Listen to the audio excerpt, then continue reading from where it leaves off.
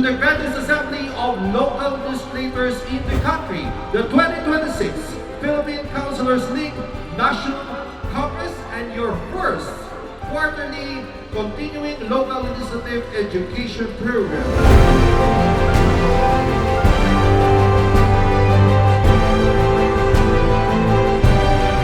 May pag-asa pa po, all is not lost. Gagawin po namin ang lahat sa departamento upang sa ganon may balik ang tiwala ng tao. We're not only building roads and bridges, the hardest part of our mission is to build the trust of the people. Pag-uwi po ninyo sa inyong mga bayan, pakisabi na lang po ninyo, nag-umpisa na po ang reforma sa departamento. Maraming salamat.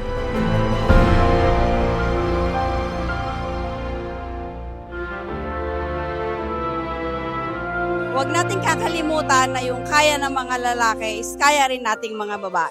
Ang ating pagsiservisyo sa publiko, kailangan palaging may puso at may malasakit. Mabuhay ang local government natin dito na naglilingkod. Mabuhay kayong lahat.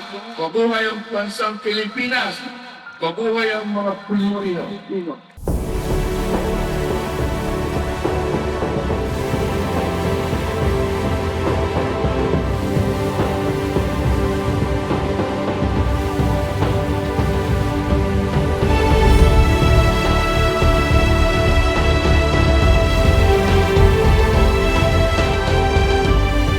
Pagbutihin po natin.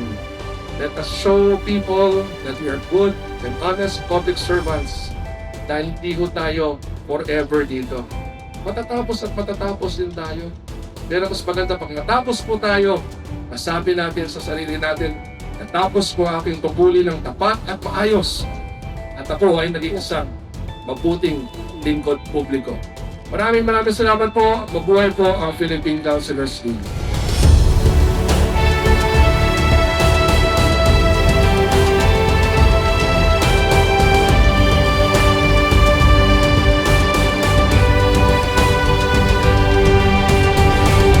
What I can say to my fellow public servants, just be truthful, honest, and give all the best that you can be. And that you must love your work. And I really feel that. I really love to serve my constituents. That's why I don't get tired with my work. Even I work from morning to morning.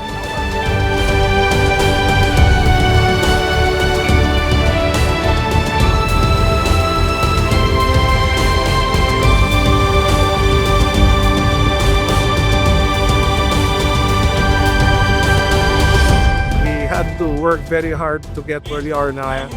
And as I mentioned earlier, not everyone stays as mayor forever. At some point, we will all end our terms. And what's best is to end in a very positive note, knowing that we were able to do everything that we had to do for our people, knowing that we were able to change our local government units. So that's something that I would like to share with all.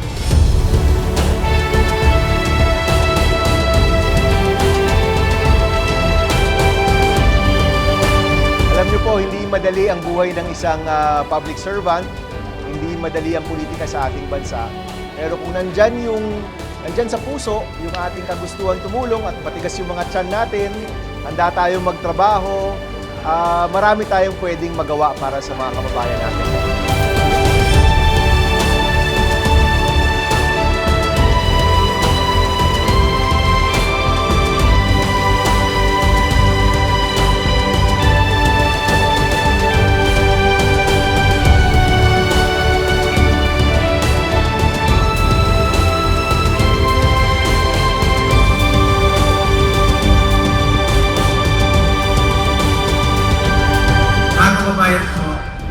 Minsan lang tayo dadaan sa mundong ito. Kung ano pong kabutihan, kung tulong na pwede natin gawin sa ating kapwa, gawin na natin ngayon dahil hindi na tayo papalik sa mundong ito. Ako po ang inyong Senator Kuya Bongbong, patuloy na magsiservisyo sa inyo lahat. Dan ako po'y naniniwala na ang serbisyo ko sa tao, serbisyo ko yan sa Diyos.